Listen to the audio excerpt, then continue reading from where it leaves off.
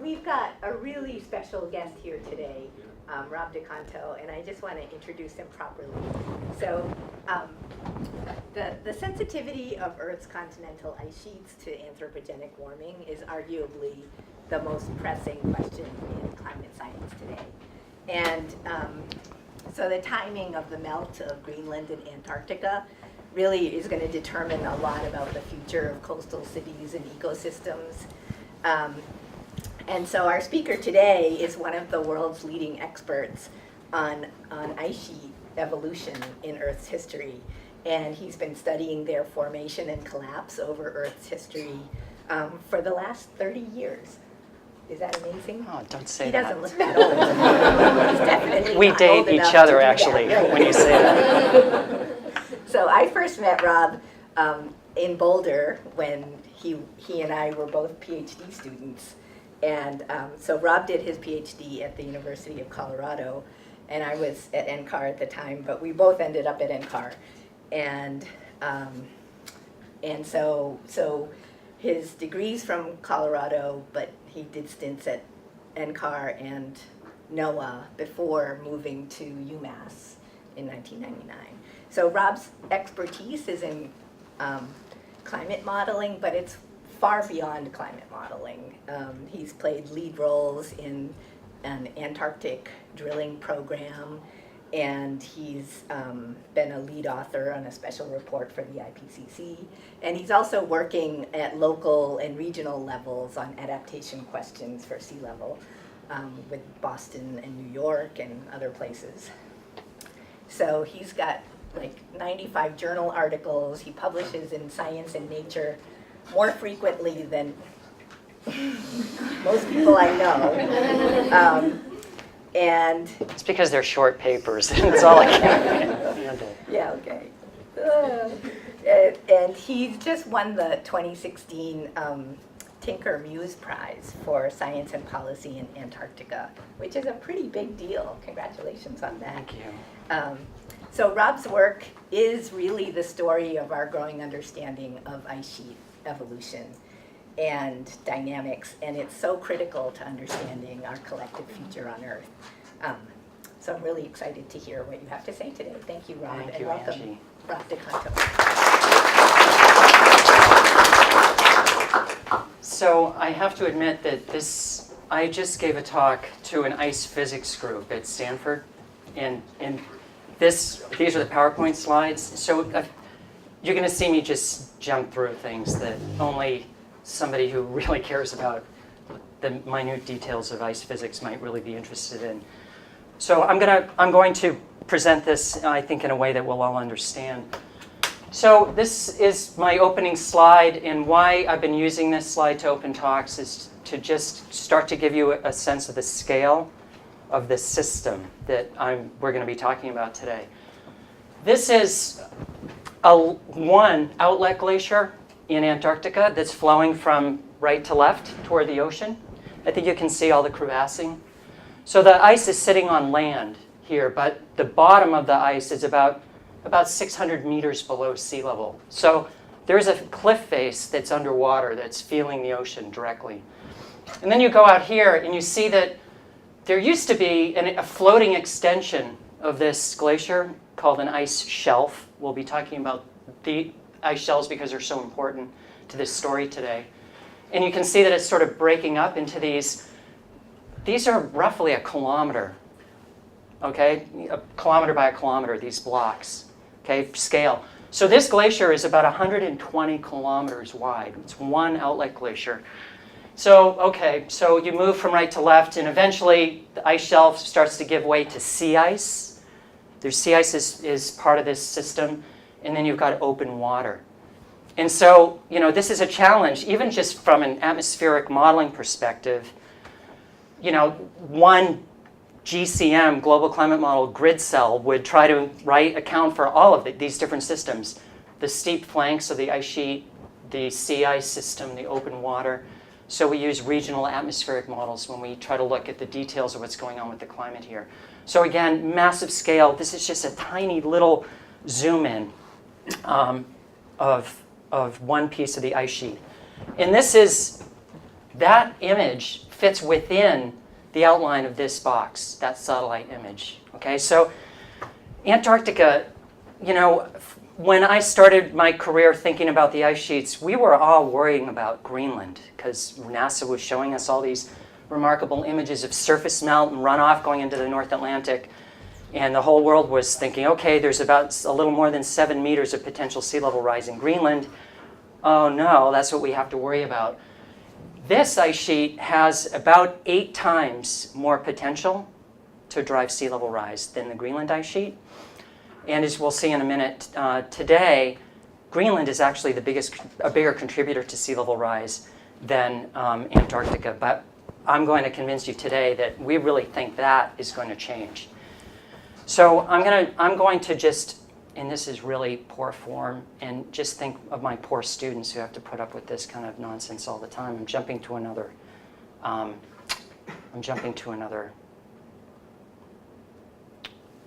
PowerPoint just for a moment. Okay, so this is a measurement of mass loss of the 2 ice sheets. Greenland, about 7 meters of potential sea level rise. Antarctica, about 57 meters of potential sea level rise. And this is the GRACE. Some of you, if you don't know about GRACE, it's an amazing instrument, one of the most important earth science instruments that we have right now, about to be replaced. GRACE is a pair of twin satellites that go around the Earth. And when the lead satellite is getting pulled a little stronger by gravity, it will start to pull away from its partner. And so these 2 satellites are just following each other and measuring through lasers the distance between these 2 satellites, and giving us a view of gravity and changes in gravity and changes in mass distribution. So this is the picture from Greenland, and the reds are places where there's a mass loss, and this is in water equivalent, but okay, just you can see where the red is. It's around the flanks of the ice sheet, and that's because it's getting warm there in the summertime. We have more positive degree days above the freezing point, and there's just more runoff. This is mostly a mass loss through surface interaction, warm air just melting snow and ice. And eventually, some fraction of that actually makes it out into the ocean. Some of it stays in the ice sheet because it goes down into cracks and moulins and it refreezes. Some of it makes it out into the ocean. So this is important, Greenland is losing about 60% of its mass through just interaction with the atmosphere, and maybe the other 40% through ice dynamics. So the flow of glaciers going out into the ocean. Antarctica is a really different picture. There's just one sort of really strong bullseye of mass loss today, and it's in this section of Antarctica. And so I'll be talking about West Antarctica. This is the West Antarctic ice sheet, and this is the East Antarctic ice sheet.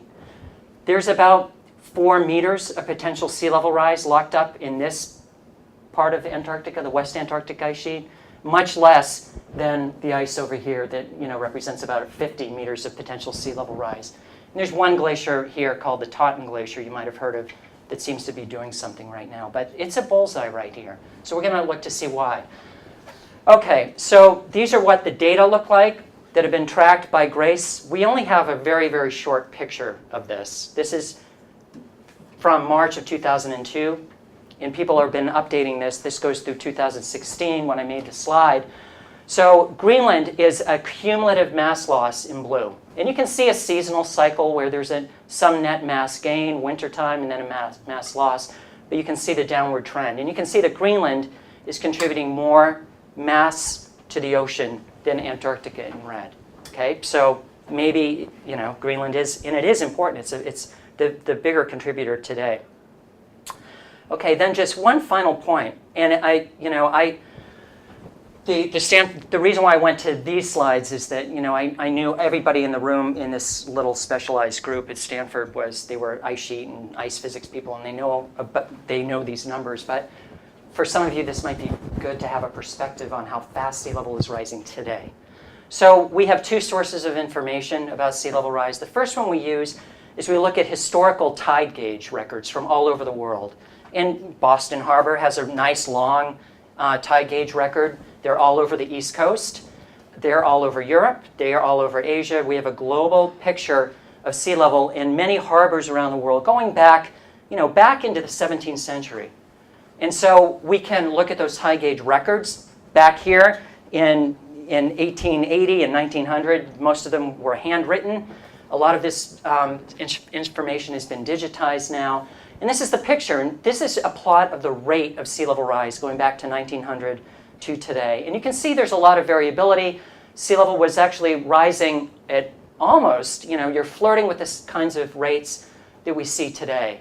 And if I had put the iconic, let's say, NOAA global mean temperature anomaly time series on here, right? We know that in the 1940s and 1950s, the world was warming pretty quickly, and that's linked. And that's linked because most of what was driving sea level rise between 1900 and about 2000, so the 20th century, was simply the fact that we're putting heat into the ocean, and the upper 2,000 meters or so are warming and expanding and taking up more room. The dominant driver of sea level rise over the 20th century was thermal expansion of the ocean. It wasn't ice on land going into the ocean. We think in about 2005, land ice, the loss of land ice, has now begun to edge out the thermal expansion as the dominant driver of sea level rise. This is loss of ice from little tiny mountain glaciers all over the world, plus the big ice sheets that we're talking about today. This is the satellite view of sea level rise. Now, that record extends from 1993 to today, and this is based on altimetry data, laser and radar altimetry from satellites. And if we had taken this black line and fit it onto this tide gauge record, they sit right on top of each other. So the rates, this is a rate I want you to think about.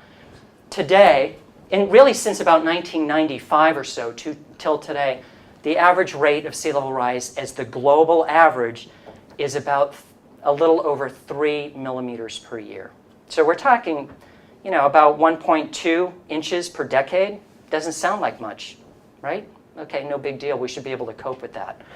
Okay, now what's interesting about this new paper that Steve Narum, and this is worth looking into, this just came out in the last few weeks or month. Steve is at Colorado, and he's actually running the NASA Sea Level Science team, or was. There's been a little bit of a change in some new leadership there, but Steve is, he is the expert on this. And what you can see in this record is that Steve, realizes that the best fit to the satellite altimetry data is not a linear fit. It's a quadratic. And I think you can probably all see the sort of banana shape in that black curve. Okay, so it's accelerating. So a little more than 3 millimeters per year today, but it's accelerating. And what Steve pointed out was just looking at these data, if you actually extrapolate the black curve, and you can argue as to whether or not that's sound science or not, and I'm sure some people might say, yeah, that you shouldn't even publish what you find, but it is still, to me, it's interesting. You just run that out to the year 2100, and you get 65 centimeters of sea level rise by 2100. So that is, these are the physics that are in operation today that are driving sea level rise that would be totally devastating for low-lying coastlines and island nations. Okay, potentially really, really bad news. Okay, now the physics might be changing, what's been driving sea level rise. And the hint that land ice has begun to take over is the big piece of this. So these are two images showing Greenland. This is the bed, the physical bathymetry, the topography of Greenland on the same scale in terms of elevation as Antarctica. So this is not like letting the land adjust after you take the ice away. This is like if you instantaneously took the ice away or were able to see through the white ice sheet with some special glasses. This is what you see. So Greenland, main point here is that it's the interior of Greenland is actually being pushed down by the thickest part of the ice, and the interior of Greenland drops just below sea level. Pretty light colors here, and you can see, these are on the same scale. This is the big bad Antarctic ice sheet. This is what the bathymetry looks like. So all of the West Antarctic ice sheet, this part of East Antarctica, where the ice is 3-4 kilometers thick, this sector of Antarctica are sitting on bedrock that are hundreds to, pushing in many places 2 kilometers below sea level. So this, big sections of this ice sheet that are in direct contact with the ocean, where the ice is very, very thick, are in immediate contact with the ocean. It's like a bowl. West Antarctica bathymetrically is like a bowl, and we have an ice sheet sitting in the water. And I think you all know that, right, ice in your gin and tonic in the summer doesn't last very long, right? So warm water is a really efficient way to make ice go away. Okay, that's one important point. But there are other dynamic instabilities that were really brilliantly worked out, thought about hard by Hans Wertmann, who was at Northwestern University. And Hans was just brilliant. He was an empirical guy. He was a rock mechanics guy. He was like shattering, crushing rocks and studying brittle fracture and started playing around with ice.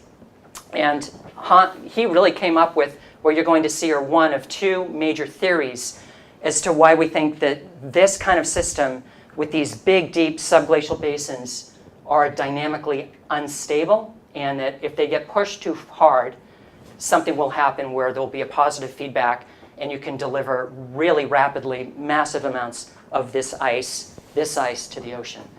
Okay, so this is another useful plot. This is the speed of the surface of the ice, okay, that's flowing. And both in Greenland and Antarctica, the reds are the fast flow. And so you can see, like in Greenland, these are the outlet glaciers or ice streams that are flowing in these deep channels out toward the ocean. And you can see where the fast flow is. And it's bathymetrically largely controlled, these fast streams. These are relatively narrow, on average 10 kilometers wide, maybe, not like the 120 kilometer glacier I showed you that was this glacier, where you can see these blues are that glacier we looked at, the fast flow. It's Thwaites Glacier, if you're curious. And Thwaites Glacier is getting a lot of attention because that's where a lot of the action is today. The ice sheet is losing mass in this area, in this glacier right here. I think you can see that fast flow. This is called Pine Island Glacier, affectionately known as PIG, P-I-G. Pine Island, PIG, and Thwaites. This is where the action is today. Okay, but you can see that there's a huge stretch of coastline where those glaciers sit that is flowing out into the ocean where the bed is really, really deep. It's not like Greenland that has these little limited connections between the ocean and the interior of the ice sheet. So in the future, when you look at modeling studies like we'll be looking at, Greenland melts mainly. The bulk of the mass loss is through surface melt, through interactions with the atmosphere, not these dynamical instabilities that we think could play a big role in this Antarctic system. Okay, so now we go back to you. Okay, so just kind of setting the stage. This is kind of a fun plot. This is a radar image of Thwaites Glacier. And so we can peer into the ice sheets now with instrumentation, in this case radar, ice-penetrating radar. So this is the ocean to the right, in this case, so it's flipped from the satellite image. The ocean's out here, the main ice sheet is here, and this is ocean water, this is the glacier. Okay, so the ice is flowing toward the ocean on a rough bed. Okay, you can see this is the bathymetry. This is the point where the ice actually is thin enough so it starts to float. So this is that ice tongue or ice shelf that we just talked about. That's this piece up here. So that's the floating part. And so this is ocean water. That point where the ice just starts to get thin enough to float is called the grounding line. So that word will come up again. The grounding line is really important. And it's literally just the point where the ice is now thin enough so that it's at the point of flotation. And it's actually just a floating now extension of the glacier that's flowing out toward the sea. Okay? Now, one thing that you might see, this is the bed. The grounding line today is on a place where the bed actually doesn't slope down toward the ocean. It slopes in the opposite direction. It slopes inward toward the main part of the ice sheet. And that ends up being a really key concept. So we call these reverse or retrograde beds, where a grounding line is perched on basically the beginning of a deep incline that actually backs into the continental interior. Then you can see there's some bumpy topography here. The general trend is that the bed is sloping reverse, back into the continental interior. In part because of the weight of the ice pushing down, and in part because over millennia and millions of years, there's been excavation of the bed from glacial cycles. So this is an over-deepened part of the continent, and so really, really thick ice. This grounding line is retreating today. The reason why we saw that red bullseye in the gravity data, that grounding line is retreating at a rate of about 1 kilometer per year. So it's retreating on this reverse slope bed, and it's thinning. Okay, so there's a net now faster flow of ice out into the ocean. Okay, so all these concepts are going to get all put together in actually looking at the science. So we talked about the potential of Greenland versus Antarctica, who's going faster. Greenland today, we need to watch out for Antarctica. Okay, so a little more just sort of background. So this is what Weertman sorted out a long time ago. Classic papers, late 60s, 1974, 1977 kind of era. And famously, a really intuitive glacial geologist named John Mercer knew about these ideas, and he's really started thinking about the implications for West Antarctica. So this is sort of like my cartoon version of the radar image that we just saw. Imagine this is Thwaites Glacier or any other really big outlet flowing from Antarctica out into the ocean. So this is the ice. This is the grounded part of the ice sheet. And this, I could have probably should make this all, nice and blue. This is the ocean. So the ice is flowing from the continent out toward the ocean. There's our reverse slope bed. This is the grounding line. Okay, that point where the ice starts to float.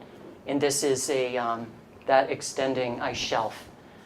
So there's the ice flux that's actually going through the grounding line. Now I think I made, yes. So this should drive it home. Okay, so this is representing, imagine you had some bathymetric feature, I don't know, a seamount or something, actually poking up into that ice shelf. So it should be pretty intuitive that if the ice is, in general, flowing out toward the open ocean, and the flow here is actually going faster and faster and faster as you go from left to right, and the ice shelf is thinning, so it's extensional flow, longitudinal, increase in the speed from left to right. But if we poke something up into the bottom of this thing, I think you can probably intuitively see that it's sort of like me putting my hand there. And that will impede, it will provide a back stress, or we call it buttressing, against the flow of ice from left to right. So the flow of ice through the grounding line is actually, in many places, impeded around Antarctica because we have these ice shelves, and many of these ice shelves either bump into bathymetry, or if you think about like a map view looking down onto this image, imagine there are some sides to like a glacial valley or a big embayment. That's going to provide some shear along the edges that are also going to provide some of this back stress. So the role of these ice shelves today in Antarctica in terms of maintaining equilibrium are to provide some back pressure that slows the flow of ice from the continental interior out to the ocean. It's as simple as that. Now, this is what we think might happen. As the oceans are warming, we're documenting this. The ice shelves are thinning. This is the gin and tonic analogy. And they're thinning at a rate where, a ballpark number is about 1 degree Celsius of warming of the ocean waters around these ice shelves will attack them from the bottom up at a rate, so every 1 degree C of warming, ballpark number, gives you about 10 meters per year of melt, okay? So even though this thing might be 200 meters thick out near its edge, right, at 10 meters a year or more rates of melt, it's not going to stick around very long. because of the depth dependence, the pressure dependence on the melt point, it turns out that there is an increase in melt potential as you go deeper and deeper and deeper and deeper because of that depth dependency on the melt point. And it turns out that in many places around Antarctica, at the grounding line, close down here, there can be huge melt. Around Thwaites, we think that the melt rates today are about 60 meters per year from the bottom up. Okay, so a little bit of ocean warming does a lot to thin these things. So this is the picture. So let's say you have maybe some intrusion of warm water that gets upwelled offshore. That's one of the things that's happening in front of Thwaites. There's been a persistent trend in the wind field that is driving upwelling of these intermediate warm circumpolar deep waters, and they've gotten into these subshelf cavities, and they're causing this melt. So as the ice shelves thin and maybe retreat, maybe there's some more calving off of the end, you see what's happening. It's beginning to no longer provide as much buttressing. So we take my hand away, and that lets this ice flux arrow increase. So that's why it's, as a cartoon, it's made the arrows thicker. So now we have more flow through the grounding line. And I know you all, especially if you're taking classes with Angie, right? You know this through the continuity equation, the conservation of mass. If we start pushing more ice through the grounding line, then we're going to lose mass, and so the surface is going to thin. So we try to show that here, is that the surface is now thinned a little bit. It's thinned.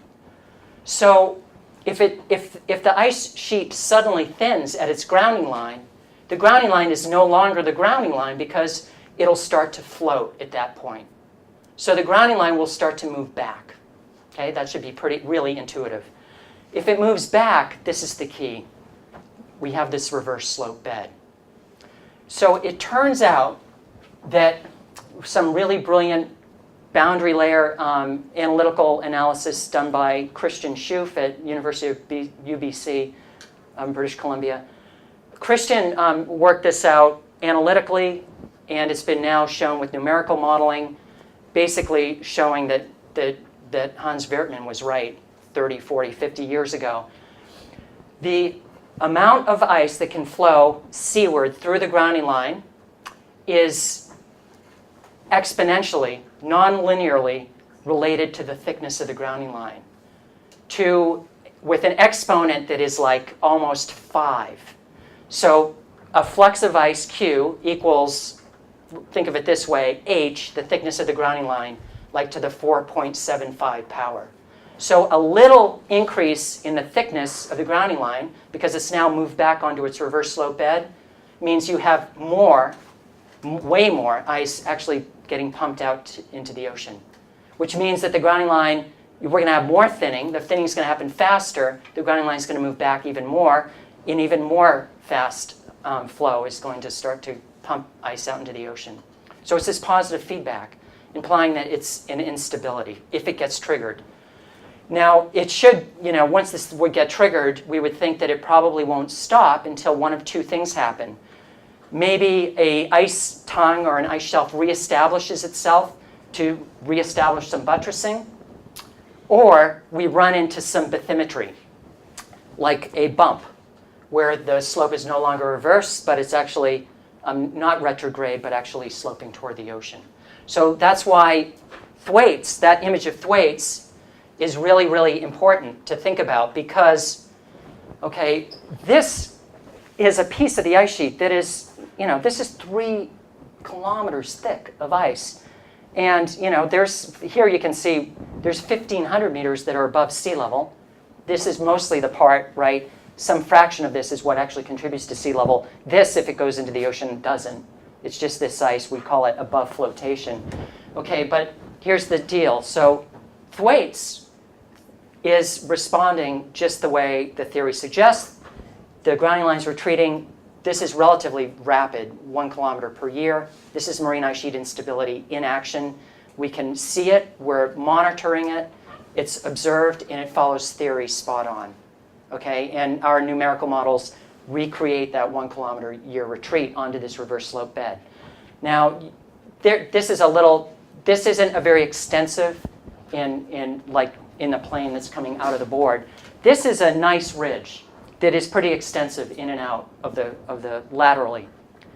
And the hope is that when the grounding line gets to this point, when it starts to back onto this forward slope, it's going to slow down or stop.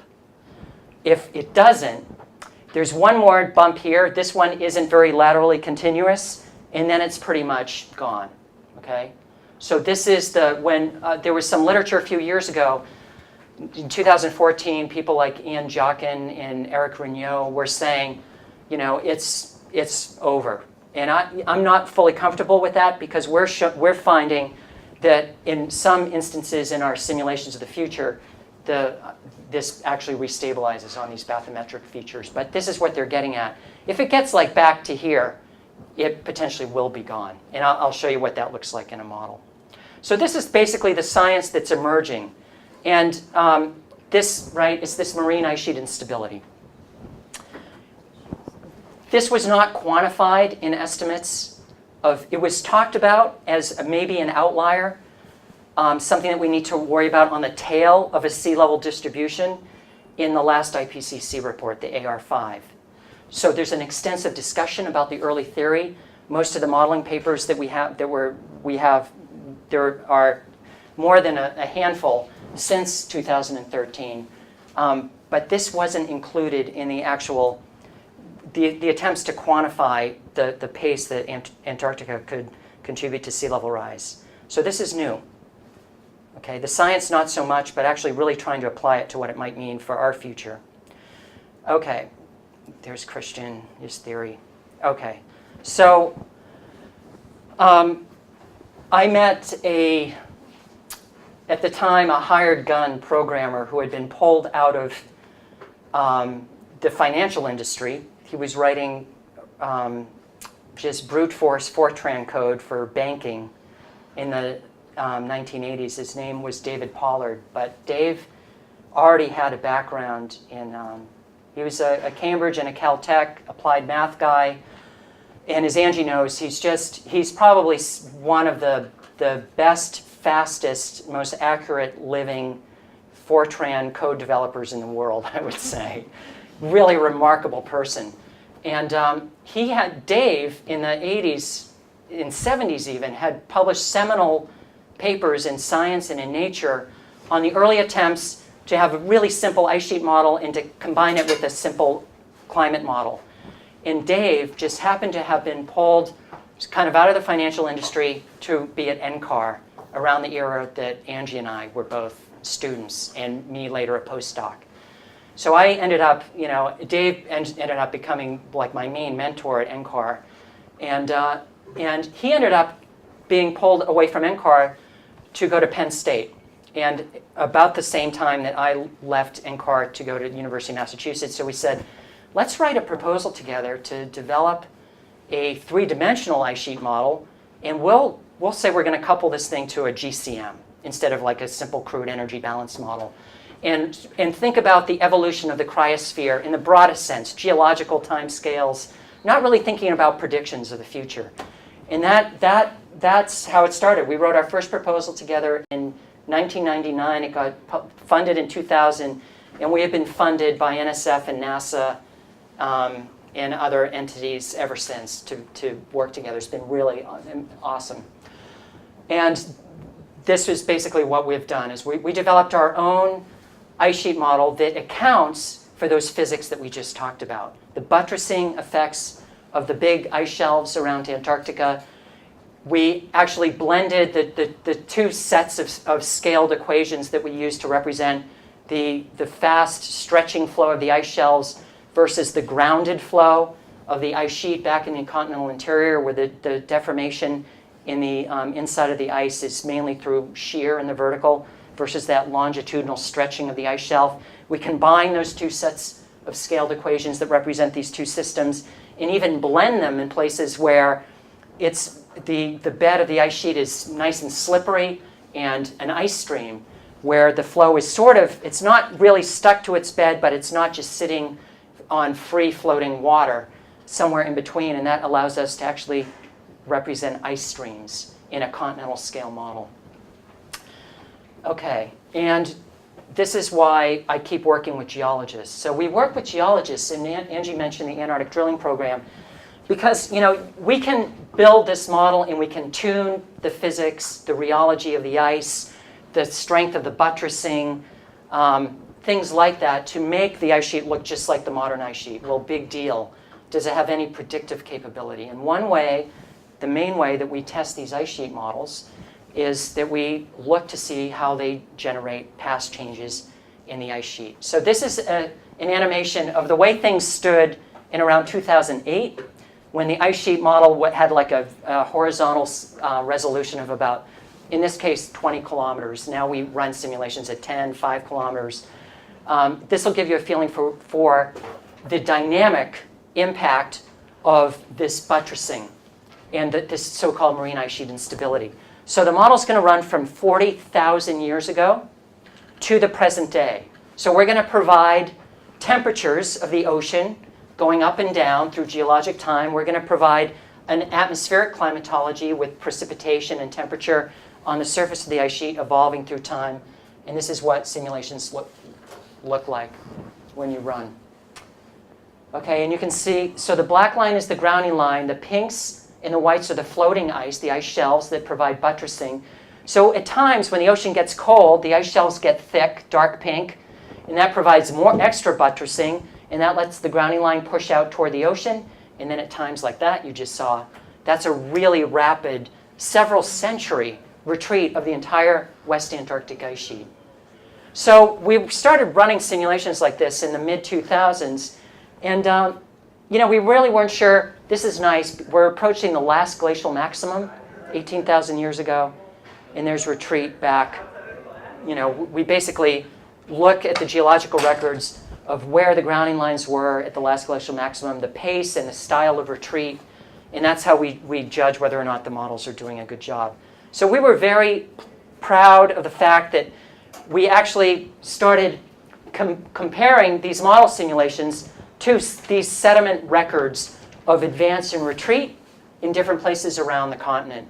And what we found was, for the most part, we were actually able to recreate. We basically were giving geologists synthetic sediment cores, saying this is a time when the grounding line should be advanced over this site, this is a time when it should have retreated, and we actually were looking even at the timing and the pacing of these dynamic shifts in the ice sheet through this marine ice sheet instability. And it was really, it was fantastic. We got 2 companion papers published in Nature where everybody's patting themselves on the back. And then I started hanging out with this woman. Some of you might know her. This is Maureen Ramo at Lamont now.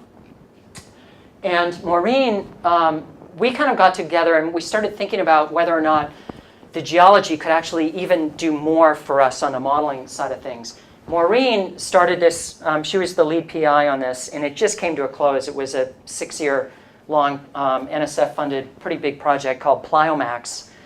Numerical modeling combined with geology, she was really focused on the Pliocene. The Pliocene, 3 million years ago, CO2, 400 parts per million, like today. Warmer, maybe 2 degrees, global mean temperature warmer than today. But geologists all over the world see stuff like this. This is a boulder, barnacles. Boulder, oysters, barnacles. Okay, look at the number, plus 22 meters above today. And you see this stuff from all over the world. Okay, now it's complicated in terms of reconstructing. I'm not going to be. No, really great, and I'm sorry. I'm the one that's sorry. This is really difficult work these people do, because just because you measure a barnacle at 22 meters above present-day sea level doesn't mean the beach was 22 meters above present-day sea level in the Pliocene. There's post-glacial rebound of places. There are tectonics to worry about, dynamic topography. It's complicated business. But it's less complicated when you just look at the last interglacial, 125,000 years ago. This is Andrea Dutton, another colleague we work with. From the geological perspective, she's standing on an ancient reef in the Seychelles, and that reef is 8 meters above present-day sea level, and it's 125,000 years old. That's geologically yesterday.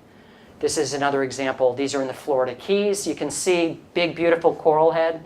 That's last interglacial. That's just not the Holocene, but the previous interglacial, yesterday.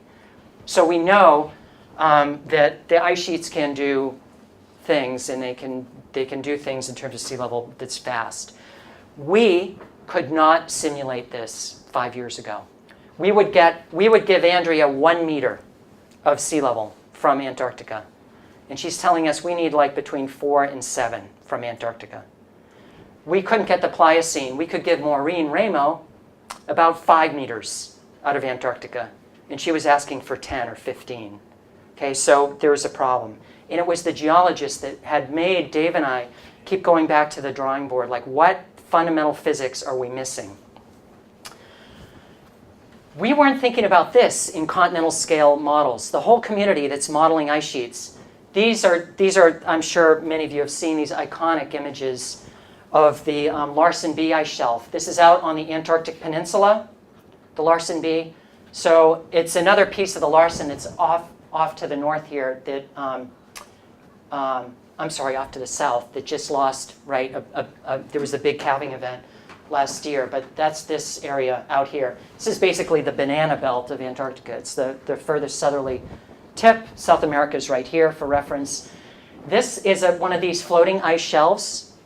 And so this is all the floating ice, and this is the ice that is flowing in from these outlet glaciers, and there's buttressing. This is Crane Glacier. It's being buttressed by the ice shelf. You can see the crevassing on the ice shelf in this image because in the austral summer of 2002, it happened to be one of the warmer summers on record. And this was meltwater. There was surface meltwater ponding and filling these crevasses. And what happened to the ice shelf a little bit later that year is this. The whole thing broke up. This is about the size of the state of Connecticut. Okay? Huge scale. And when the buttressing was lost, these glaciers sped up by a factor of like 8. Okay? So this mechanism wasn't in ice sheet models. So we've added new physics, and I won't, any of you, like, I don't know, later today want to talk about this. This was one of the first things that we did when we were trying to figure out why we were underestimating the last interglacial and the Pliocene. Well, we weren't accounting for the influence of surface atmosphere processes, meltwater getting into crevasses to cause the breakup of ice shelves. We were everybody in the community, us included, were worrying about getting the ice-ocean, the gin and tonic interactions right. But the atmosphere is really important, so we added some physics to account for that. Okay, now what we realized is that, and this is that Crane Glacier, and this is what used to be the Larsen ice shelf out here. It's gone now, and this is what happened to the grounding line of Crane. It just started taking off. Now, in this image, the glacier, this is a pretty good-sized glacier. I think it's probably 10 or 15 kilometers wide. I think you can all see this. You can see there's a white kind of line here. That's because this is a cliff. The glacier is about 1 kilometer thick right here. And this is the grounding line, which means the ice here is pretty much right at the point of flotation. So you take the difference in density between water and ice. You all know this, like roughly 10% of an iceberg pokes up above sea level. It's the same case here. So this is about 1 kilometer thick. That means that this ice cliff is about 100 meters tall. Okay? This is another example of this is just so cool. It's worth, if it will play. I'm not supposed to show this because the helicopter pilot is not supposed to do this. This is the Helheim Glacier in East Greenland. There used to be an ice shelf out here. That's the fjord. It's about 900 meters thick ice. This is roughly at the point of flotation. Vertical cliff. It's 100 meters tall. See that beautiful? And you can see this big concave shape to the embayment as the glacier is being supported by shear on the edges of the fjord. So it looks like a horseshoe. The front of this cliff. 300 feet tall. Okay, now why this is significant is, yeah, definitely not supposed to do that, is this. This is what's happening to Helheim. This is one of only really 3 examples in today's world where ice that thick that reaches the ocean, touches the ocean, has lost its ice shelf to form one of these ice cliffs. And this is what happens when that occurs. Okay, so this is the Swansea group in the UK, to give them some credit. So this is Helheim. That's that same, okay, 4 kilometers across. There's our ice cliff. That is a kilometer thick of ice. That's a full thickness calving event. And it's just going out to the ocean, even though the ocean is like 100 kilometers away, down a narrow fjord. So all this broken up stuff, we call it melange. You can see that the individual blocks, they break up really quickly, and they just flush out. Okay, now we hadn't ever thought that this could be a process we have to worry about, other than these few kind of boutique places where it happens today. But then we realized, just looking at that bathymetric map, like the reason why I showed you just simply the bathymetry of Antarctica, there are huge swaths of the Antarctic coastline where the ice is thick enough that if we lose these ice shelves, it's not just marine ice sheet instability we need to worry about, it's this marine ice cliff instability. So, for the first time, we added physics to an ice shelf model, ice sheet model, not just to account for the impact of atmospheric meltwater breaking up the ice shelf, but if it does break up in places where it's thick enough to have a big, tall ice cliff, we account for that. And the way that we do it is really, it's pretty simple, and I think this is just another cartoon of that now ice cliff. There used to be an ice shelf here. It's gone. And so it's really actually quite simple and crude in a model. We just look at the simple force balance at the front of this margin. We have water that is providing some buttressing because there's hydrostatic pressure holding that face up. But if this cliff gets tall enough, it will start to generate forces, longitudinal stress, that will exceed actually the strength of the ice itself. And we know from experimenting roughly what the yield strength of ice is. So we can look to see, depending on how crevassed the ice would be, because as it gets crevassed, you have a thinner and thinner column of ice that can hold itself together. We look to see where there should be instability, just based on this force balance. And then we apply a calving rate that is determined based on how much higher this cliff face, how big the forces are relative to that critical threshold when you would exceed the yield strength of the ice. And that's about, this is really cool, it's about 100 meters.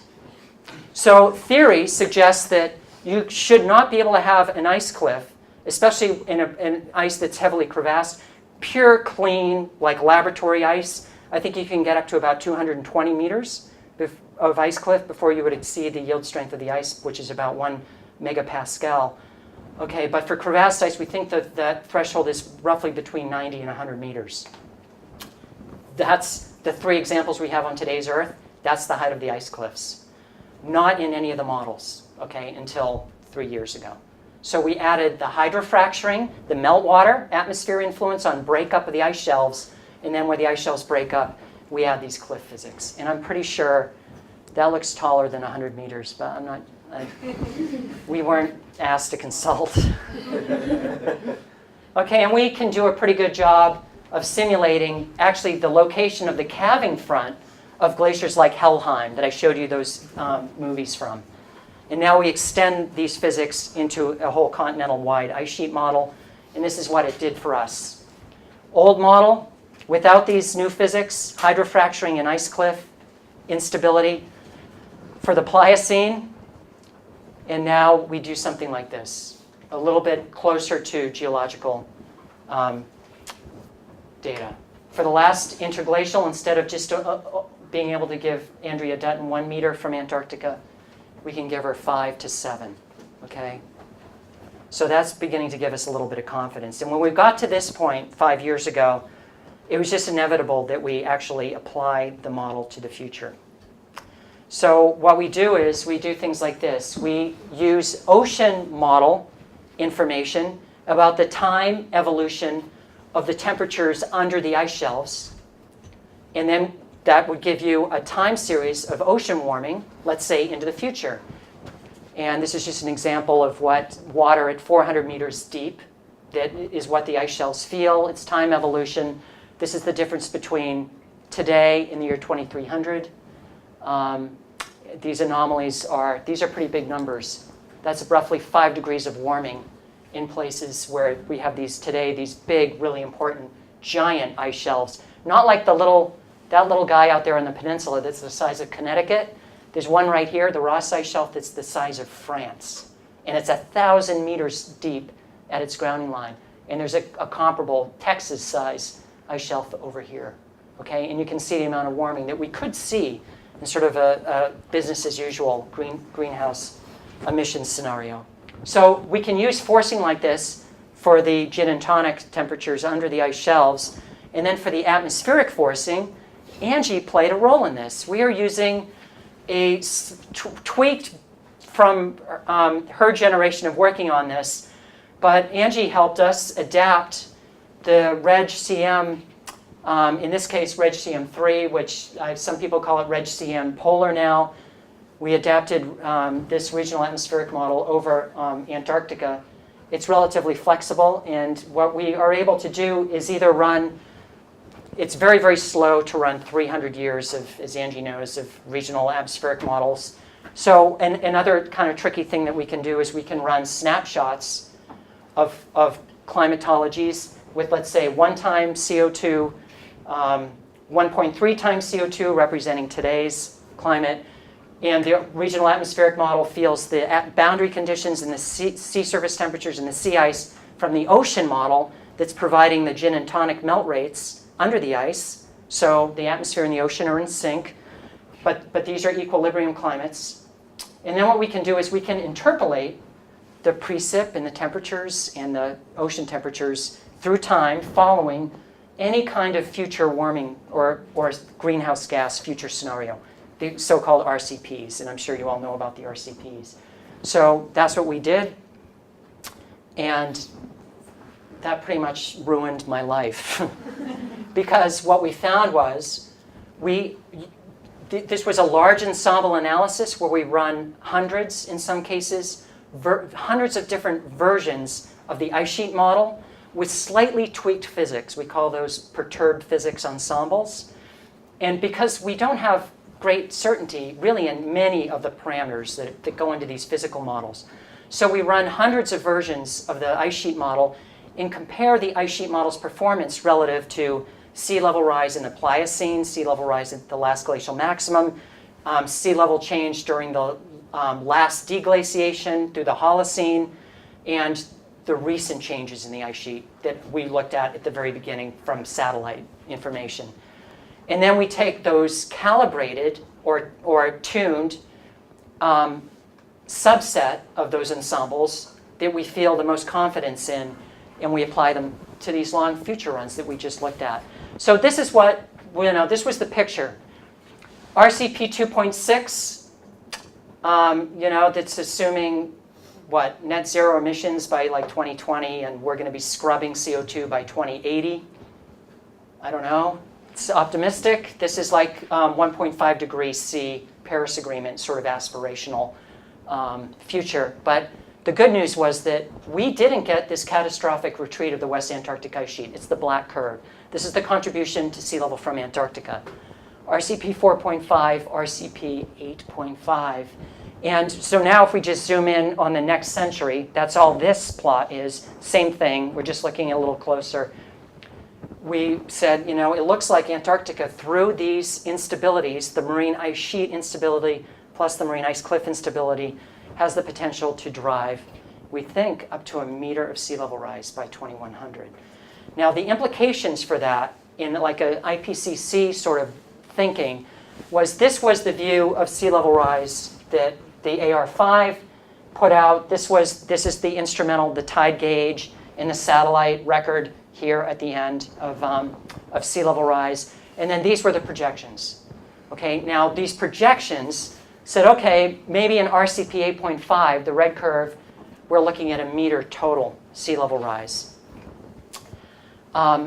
This is assuming somewhere between a slightly negative contribution from Antarctica, because East Antarctica is going to accumulate more snow as the world gets warm down there, to somewhere, I think they're 2 sigma at the upper bound from Antarctica. They were thinking about 12 centimeters.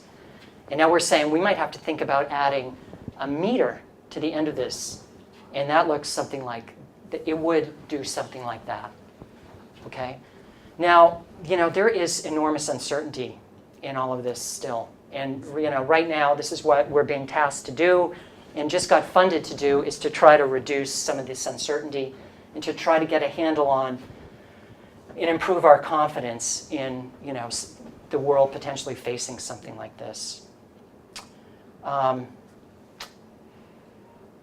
Okay, all detail stuff. Don't just now. There is one thing that I do want to point out before, and I'm just going to wrap up, looking at a couple of examples of how we're working with local and state municipalities in trying to digest information like this.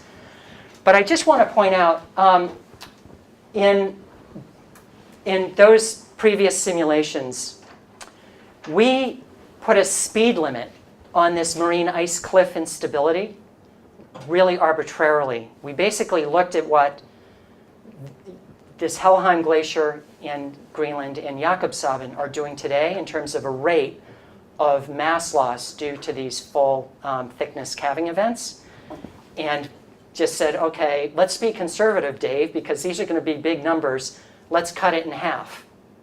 And we won't let this marine ice sheet cliff instability even reach half of the rate of ice loss at the front of Jakobshavn. So this is another glacier in Greenland, and there was an image of its cliff face.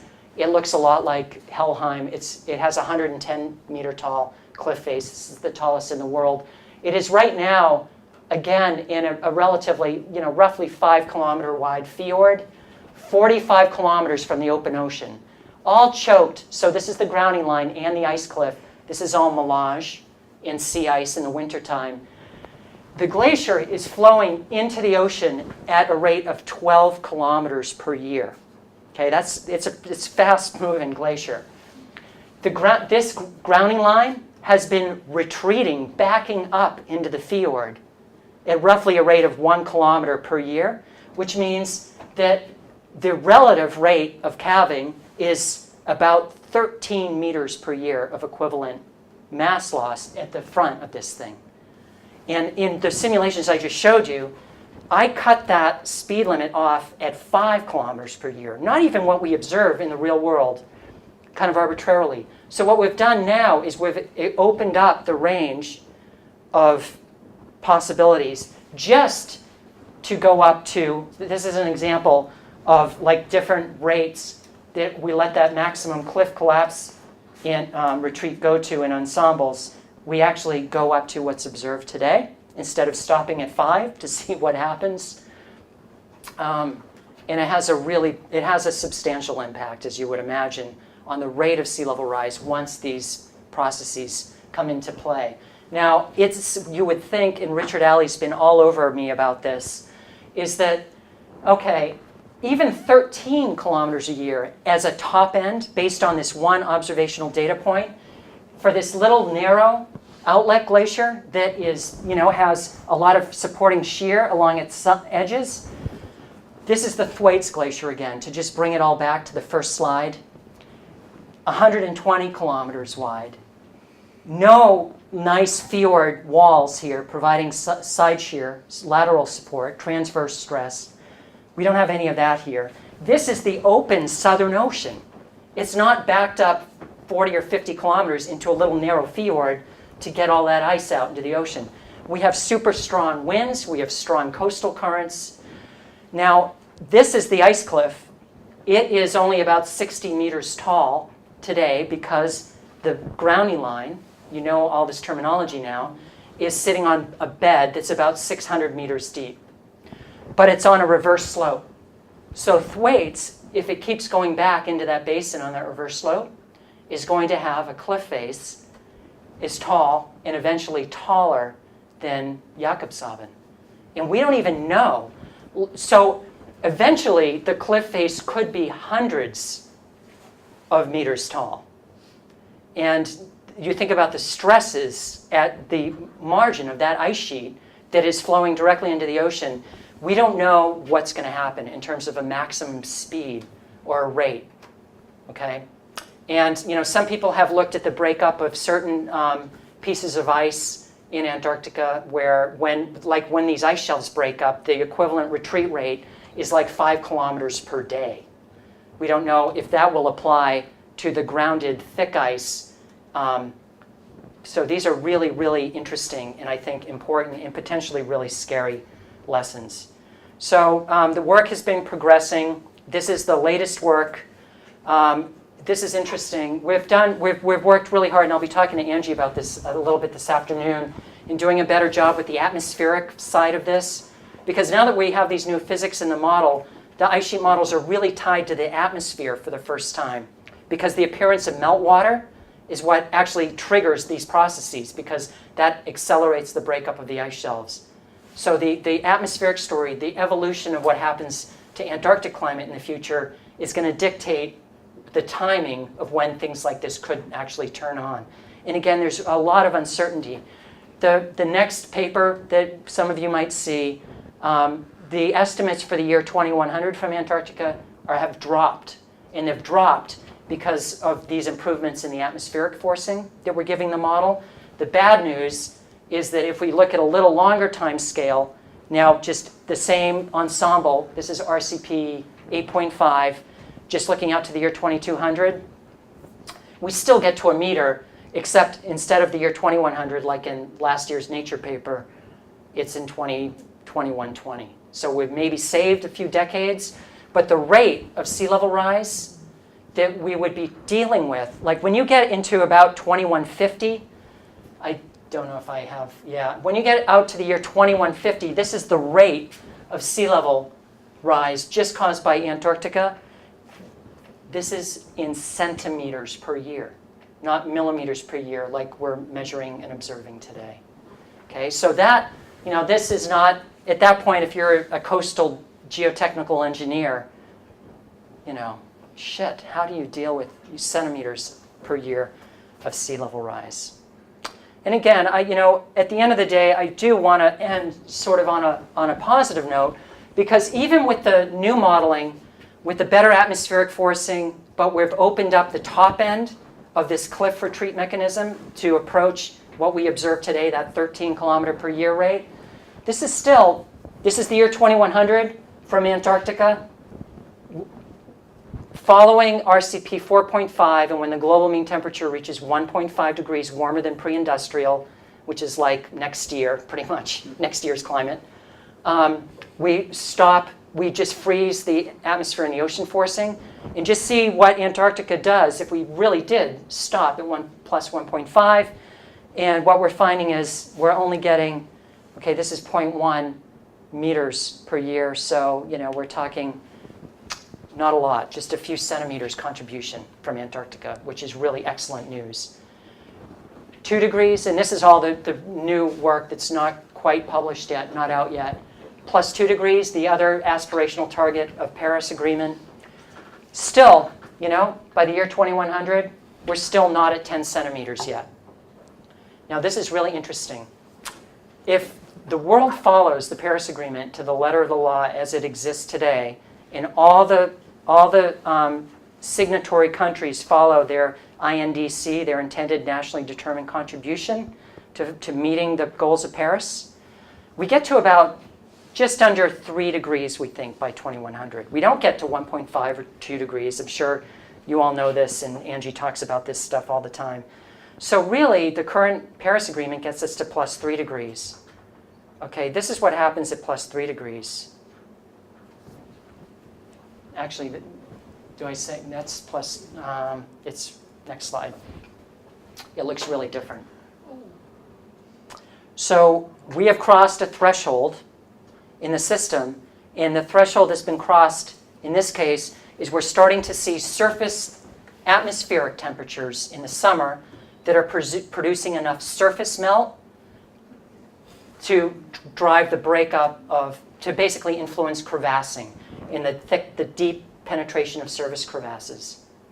And because the ice shelf surfaces are flat and they're at sea level, it's not like a little incremental, well, 1 year there's the meltwater is just going inboard from the calving front a few kilometers every year. It'll just, suddenly you're going to have ice shelf surfaces covered with meltwater, and that's what's happened. We're past that threshold. Is that threshold really somewhere between 2 and 3 degrees, like this modeling suggests, is a really important question. And again, that's what's driving all the current research and really trying to nail down whether or not this red curve, the plus 3 degrees, there's the RCP 8.5, there's plus 3, plus 1.5 and plus 2, no problem. Plus 3, not such a great idea. Okay, so unless, that's from the science side of things, that's really all I wanted to say about ice sheets. That's the big picture, the marine ice sheet instability, the marine ice cliff instability is really something that paper from 2016 was the first to really show the potential impact, if we're right about those ice cliffs, could actually have on our future. And when you think about, the fact that Boston just saw its #1 and #3 highest high water level ever recorded in the city in the same year. Okay, municipalities have really taken note, and this was a presentation I just gave to the state. So the mayor of Boston, it started with a report for Marty Walsh. Charlie Baker, the current governor of Massachusetts, just signed an executive order last year where they're looking for guidance, and they want probabilities. So we've tried to go down the road of providing a probabilistic assessment of what might happen in different places around the world. Not just saying, well, okay, if we're right, sea level could rise by 1 meter. They want to know, okay, what is the 17 to 83% percentile range that you would call a likely range of sea level that Boston, the coast of Massachusetts, or the state of California might have to think about in terms of policy. So this is work with Bob Kopp, and Bob and I have now started working together. And it's been really, this has opened up a whole new world for me, doing co-production work, working with people who are city planners or people who have to make really big calls about major infrastructure in trying to get a handle on confidence, what deep uncertainty is. You're going to hear a lot about deep uncertainty in the next IPCC report, because we've put some stuff on the table that's suggesting that things, some really extreme things could happen, but it's still deeply uncertain about the actual rates and the magnitude. How do you incorporate that knowledge into planning? So we now come up with these statistical methods. I'm sorry, I think we're going to have to. Okay, no, that's great. So we've come up with these statistical methods to try to pull all of these new pieces of information together to provide guidance. And if you're interested in the kinds of things that we're doing, these are just 2 examples of reports where you can read about this kind of work. The one for Boston, and this one we did for Jerry Brown, who asked directly, actually. He wanted something on his desk and commissioned us to put a report together about what the implications might be for California, for example. Be the same thing for Connecticut. Okay, so thank you very much for all of that. Thank you.